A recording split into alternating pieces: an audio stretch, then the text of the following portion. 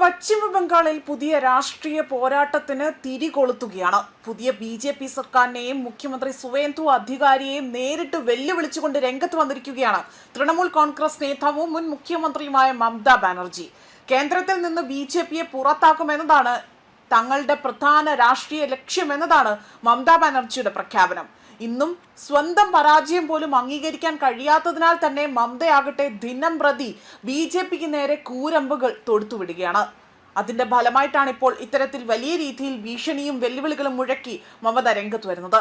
കൊൽക്കത്തയിൽ പാർട്ടി പ്രവർത്തകരെ അഭിസംബോധന ചെയ്ത് സംസാരിക്കുന്ന വേളയിലാണ് കടുത്ത വിമർശനങ്ങൾ ഉന്നയിച്ചിരിക്കുന്നത്. ജനങ്ങളെ ഭയപ്പെടുത്തുകയും അതുപോലെ വിഭജിച്ചും അധികാരത്തിൽ തുടരാനാണ് ബി.ജെ.പി. ശ്രമിക്കുന്നത്. എന്നാൽ ബംഗാൾ അതിന് വഴങ്ങില്ല എന്നും മമത തന്റെ വാക്കുകളിലൂടെ ഇവിടെ എടുത്തു പറയുകയാണ്. ഇതാകട്ടെ രാഷ്ട്രീയ വൃത്തങ്ങളിൽ ചർച്ചകൾക്ക് വഴിവെക്കുന്നു.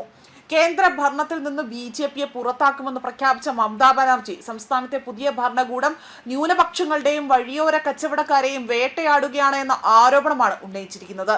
കൊൽക്കത്തയിലെ മമതാ ബാനർജിയുടെ വസതിയിൽ ചേർന്ന തൃണമൂൽ കോൺഗ്രസ് എം.എൽ.എമാരുടെ അടിയന്തര യോഗത്തിലാണ് ബി.ജെ.പി. സർക്കാരിനെതിരെ കടുത്ത നീക്കങ്ങൾക്ക് പാർട്ടി രൂപം നൽകുന്നതായിട്ടുള്ള പ്രഖ്യാപനം നടത്തിയിരിക്കുന്നത്. നിയമസഭാ തിരഞ്ഞെടുപ്പിന് ശേഷം ബംഗാളിൽ തുടരുന്ന രാഷ്ട്രീയ ആക്രമണങ്ങളും അനധികൃത കയ്യേറ്റങ്ങൾ ഒഴിപ്പിക്കൽ എന്ന പേരിൽ നടക്കുന്ന ബുൾഡോസർ നടപടികളെയും യോഗത്തിൽ ചർച്ച ചെയ്യുകയാണ് ചെയ്തിരിക്കുന്നത്. സുവേന്ദു അധികാരിക്കെതിരെ കടുത്ത വിമർശനമാണ് ഉന്നയിച്ചിരിക്കുന്നത്.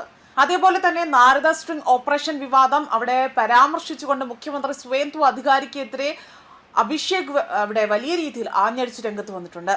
ബംഗാളിൽ ഇതിനു മുൻപും ഒരുപാട് മുഖ്യമന്ത്രിമാരുണ്ടായിട്ടുണ്ട്. എന്നാൽ ക്യാമറയ്ക്ക് മുന്നിൽ വെച്ച് പണം വാങ്ങുന്നത് രാജ്യം കണ്ട ഒരാളെ മുഖ്യമന്ത്രിയാക്കിയത് ഇപ്പോഴാണ് എന്നതാണ് പരിഹാസ രൂപേണ തന്നെ ഇവിടെ വ്യക്തമാക്കിയിരിക്കുന്നത്.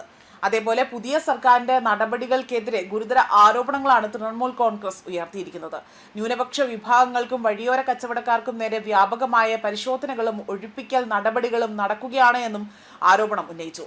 സാധാരണ ജനങ്ങളുടെ ആ ഒരു ജീവിത ഉപാധിയെ തന്നെ തകർക്കുന്ന നടപടികളാണിതെന്നും തൃണമൂൽ കോൺഗ്രസ് ഇവിടെ വലിയ രീതിയിലുള്ള ആരോപണമാണ് നടത്തിയിരിക്കുന്നത്. ഇതിനിടെ തന്നെ സംസ്ഥാനത്തിന്റെ വിവിധ ഭാഗങ്ങളിൽ പ്രതിഷേധങ്ങളും ശക്തമാവുകയാണ്.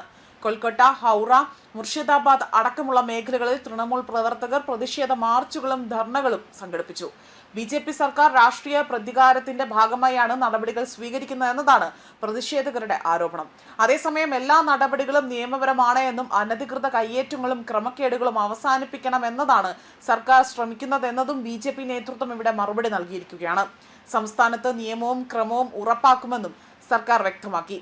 അതേപോലെ തന്നെ രാഷ്ട്രീയമായി നിർണായക ഘട്ടങ്ങളിലേക്ക് കടന്നുകുന്ന പശ്ചിമ ബംഗാൾ ആകട്ടെ മമതാ ബാനർജിയുടെ ഈ ശക്തമായ പ്രതികരണം ദേശീയ രാഷ്ട്രീയത്തിലും വലിയ പ്രതിഫലനമാണ് സൃഷ്ടിക്കുന്നതെന്ന വിലയിരുത്തലാണ് നൽകിയിരിക്കുന്നത്.